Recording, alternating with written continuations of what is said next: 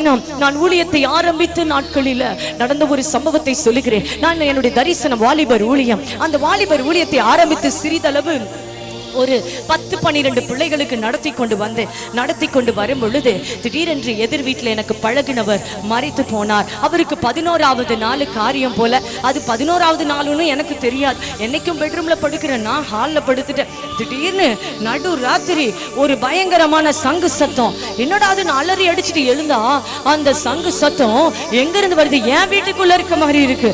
எட்டி பார்த்து என்னது அப்படின்னு பார்த்தா வெளியில, அந்த வீட்டுக்கு வெளியில சங்கு ஊதுறாங்க. அது என்ன சாங்கியம்னு எனக்கு தெரியல. ஆனா அவங்க சாங்கியத்தை அவங்க செய்து கொண்டு இருந்தாங்க. ஒரு பதட்டத்தோடு என் கணவர்கிட்ட சொன்னேன், நைட்டெல்லாம் கூட ஊதுவாங்களாப்பா அப்படின்னு சொல்லிட்டு, சரி படுப்போம் அப்படின்னு கொஞ்சம் ஒரு மாதிரியான உடனே போய் படுத்துட்டேன் பயத்தில்.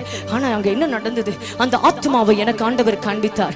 அந்த ஆத்மாவை நான் தரிசனமாக, எனக்கு அது கனவா தரிசனமான கூட எனக்கு அந்த பதட்டத்தில் தெரியலங்க. அந்த ஆத்மா வந்து நின்று என் இடத்துல சொல்லுது, அம்மா அம்மா நான் தான் இங்கே வந்துட்டேன், என் பிள்ளைய காப்பாத்துமா, என் பிள்ளைய காப்பாத்துமா என்று 2 முறை சொல்லி அந்த காட்சி என்னை விட்டு மறைந்து போனது. எனக்கு ஒரே அன்றைக்கு தூக்கமே இல்லை.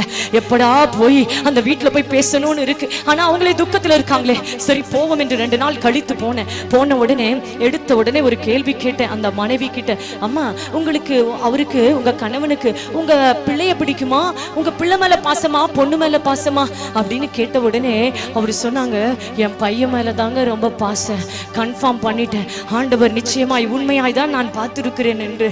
அந்த ஆத்மாவுக்காய் அந்த ஆத்மா பரிதபிக்குது. இதை சொன்ன உடனே வேதத்தில் ஒரு சம்பவம் எனக்கு ஞாபகம் வந்தது.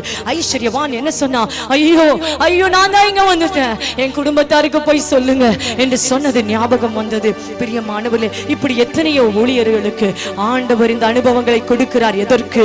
பூமியில் பாவம் அதிக. நிறைய பேர் கிண்டல் பண்ணிட்டு இருப்பாங்க, நரகமா இதெல்லாம் கட்டுக்கதை, நல்லா ரீல் ஓட்டுறாங்க. இந்த ஊழியக்காரங்களுக்கு இதை விட்டா வேற வேலை இல்ல.